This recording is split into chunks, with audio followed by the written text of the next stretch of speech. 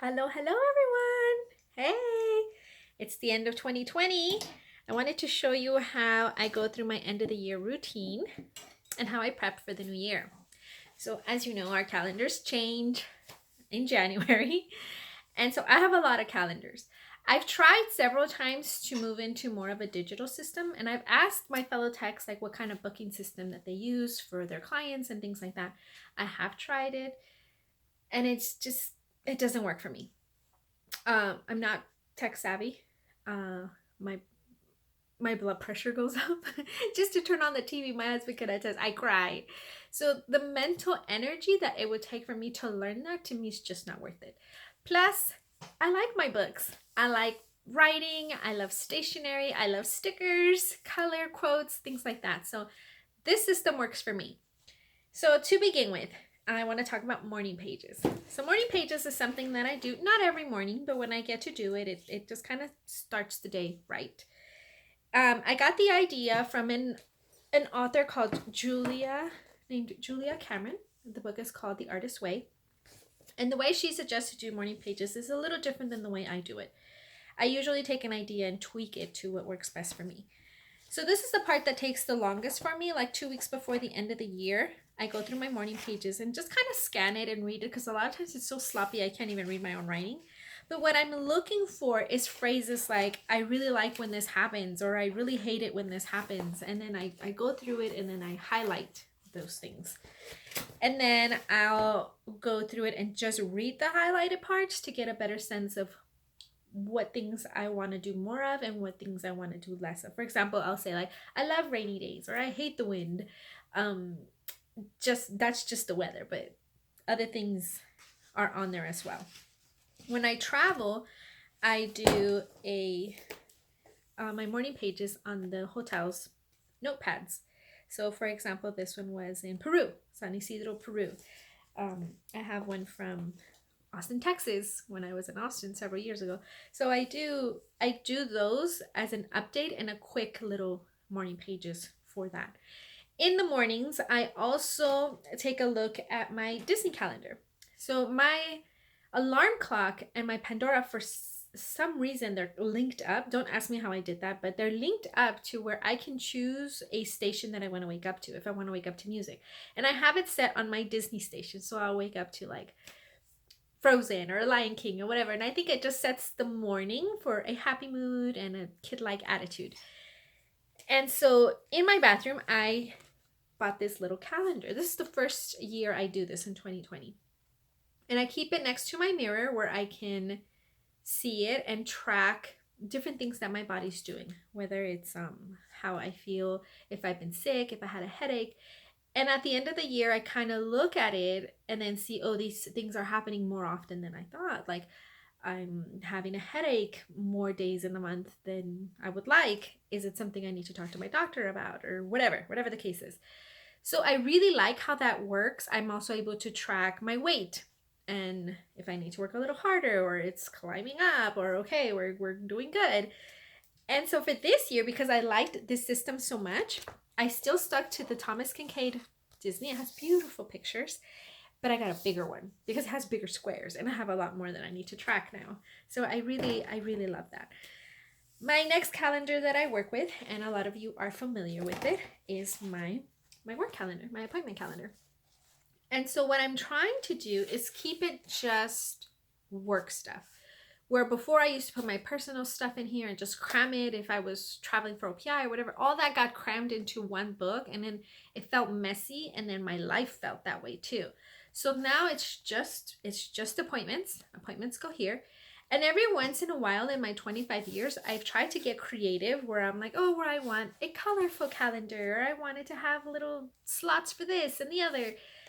At a Glance makes one that has tabs here where you can see the whole month at a glance. And that didn't work because what I like to do is take my appointments and go 1, 2, 3, appointment, 1, 2, 3, appointment, where that calendar was in the way because I was like, oh, it's one more page. And so that just throws a wrench in the whole system. And I didn't like that. So I always go back to the same at a glance calendar as many times as I like to get creative. This year during quarantine, when my calendar was completely empty, I got brave again and I bought this one, and it's by Mary Square, and it's so cute, and it has little quotes, and it has a space at the beginning of the month for planning, like this, and it gives you like your goals that are spiritual, family, friendship, physical, personal, and financial, and little slots on how you plan to achieve those goals. And I fill that out at some point during the month. But it also has, for example, here in April, you will make it through this and it will make you strong. So you have little quotes, and that's kind of what I wanted for my work calendar. And I kid you not, I think I stuck to this less than 2 months because it didn't have the time slots. And at first I'm like, it's okay, I'll put my own time slots, I'll make it scrolly and pretty.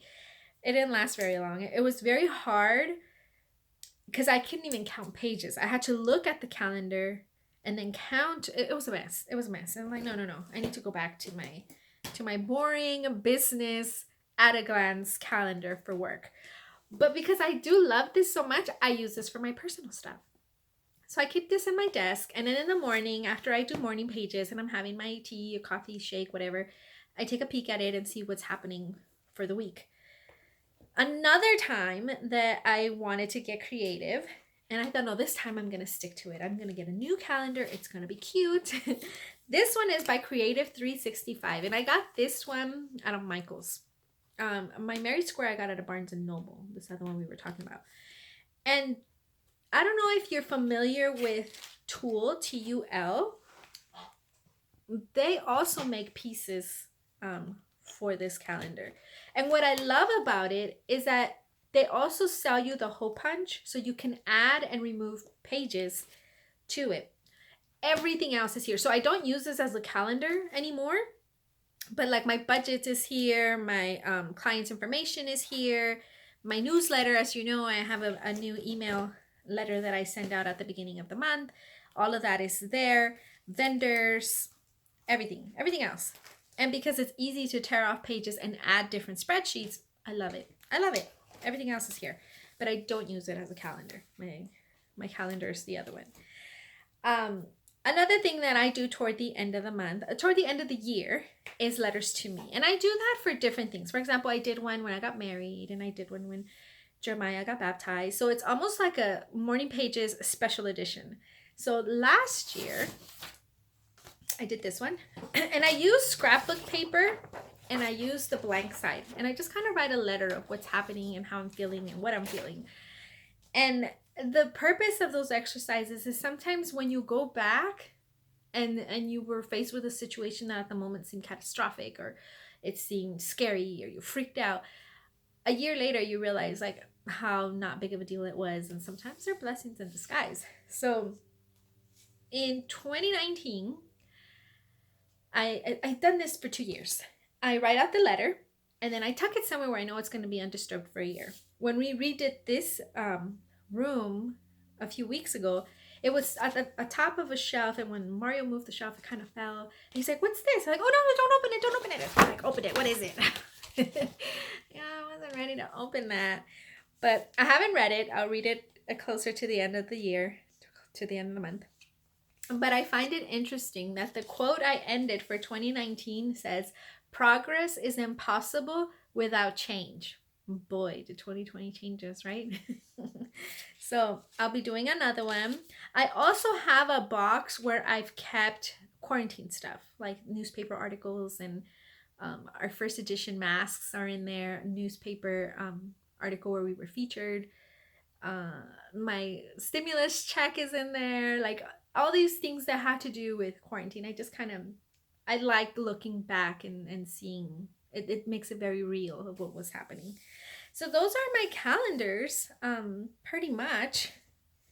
And I had a different system before. I used to have this thing that I called Map, and some of you might have seen me post it. And it was this spreadsheet that I added, and I did the hole punch and everything, and I did it every week. And I stuck to it for a while, actually. It worked, but it felt like homework. I don't like doing anything that feels too much like work. So some of the slots I had to fill out would say like, okay, this week, keep in mind that blah, blah, blah. Special projects and events. And I would set 3. I would limit it to 3, which is a lot. things to do. And there was random stuff like, oh, don't forget to buy trash bags, make your bank deposit or whatever. Meal prep was on here. And then things that I had to do for my Adelita projects, my post and content that I was going to do for, it was a lot of stuff. And it just felt like homework. So after a while, I was like, I got to do my map page. And I'm like, I don't feel like doing map page, which is the same issue I have at the end of the year, getting ready for taxes and corporation stuff and all that. I have an accountant now, which is really nice. The girls are fantastic. And it's a load off me that I don't have to think about, because what I used to do in January is like, okay, this year I'm going to do my monthlies every month. And then in January, oh, I'll do January and February together. And then that'll turn into May. And then it turns into August. And then all of a sudden, here we are back in December. And now I have 12 months I have to do. And it was really hard. So with this accounting system that I have, I just message her my receipts or give her my bank statements. And they handle all that stuff. And it costs money. But you have to think, like, how much is my sanity worth? Like, it's so worth it to me. It's so worth it that not have to worry about all of that, and they take care of it. So I don't like anything that feels like homework. Although I do like being a business owner. That's the one side that I like. I don't like this, but like I said, they take care of it. It's nice. So that's how I pretty much end the year and start. I like to, how they say, live with intention and know exactly where I'm going and what I'm doing. Interestingly, before I got married, I didn't like routine. I didn't like my Mondays to be the same, my Tuesday. I wanted it to be as random as possible. And then when I looked at the big picture, I'm like, I am in a routine. I do nails and I have my education stuff, and it's a routine. It's out of whack because there's no system, but it's a routine. It's a messed up routine. And so now being married, you have to have a routine. If you have kids, especially, you have to have a routine of, this is how we do things and this is what time this needs to be. Kind of like a budget. Like every dollar has to go somewhere. If you just say, okay, well, I need to have $100 cushion. What's a cushion? It's gonna go. It's gonna be spent. If you want to set aside this amount of money because you want to go to dinner and a movie, then put that in your budget and it'll happen, rather than saying, oh, well, I'll have a little extra to do this. The same thing applies for your time. So if you don't assign your time slots to specifically what you're going to do, it'll go. Like I'll set aside, okay, I'm going to set aside 1 hour, and that's a lot, 1 hour of scrolling Instagram and Facebook or whatever. Because if you don't set aside a time slot, 3 or 4 hours go by and it's already 1 a.m. and you're still scrolling. And I think we've all been guilty of that. So set aside where each hour of your day is going to go, the same way you would do your money. At least that's how I try to do it. And it doesn't always work like it sounds, but every time I say, if you fall off, where was it that I wrote that down? Oh, in my new calendar. Okay, in my new calendar, back here, I have a daily work theme. So at work, sometimes if I have a cancellation or a no-show, and then I'm sitting there this hour, like, what am I going to do? Then I know, like, on Sundays, this needs to get done for work. On Mondays, this needs to get done. On Tuesdays, Wednesdays, Thursdays, all that's there. And then I put a little sign on the side that says, if you miss a day, don't worry. Go on to the next day. So, like, for example, on Mondays is my day to stock and clean. Mondays, I'm off from the shop. But if I don't get all that stuff done on Saturday, like, I need to restock everything, because one thing that I hate is being at the table and needing a little bit of acetone and my bottle's empty and then my other bottle's empty. And now I have to get up in the middle of painting and inspiration and go and fill up my acetone bottle and then come back and be like, okay, where was I? It's not a good feeling. So on Saturdays, I try to leave, which we did this Saturday, we had time, leave the shop clean, everything, all the trash out, everything stocked, so that on Monday, like today, I don't have to worry so much about making sure I get in there and do all that stuff. But normally my Mondays are set aside for that, to get everything stocked, everything clean. And I used to hire people to do these things for me. And right now, with closures and all of that, it's just impossible to set aside a budget for that. um so yeah. When you're working on calendars and times, if morning pages, for example, sometimes I'll go 2 weeks without morning pages and I'm like, I don't know if I could get back into it. Just get back on. And it's like, oh, okay, it's been 2 weeks since I did morning pages, this is what's happening now. And that's kind of how my life works. So when people ask like, how do you do all of that, there's a time slot for everything, and I budget my time the way I budget my money. So hopefully some of these tips will work for you, so that you can live with intention, and we could go into this year kind of fresh. I was listening to one girl that they do bullet journals. And if you don't know what a bullet journal is, look it up. It might be something that you like. Bullet journal didn't work for me. It was a lot of work. So I kind of have a bullet journal system, even though I don't have an actual bullet journal.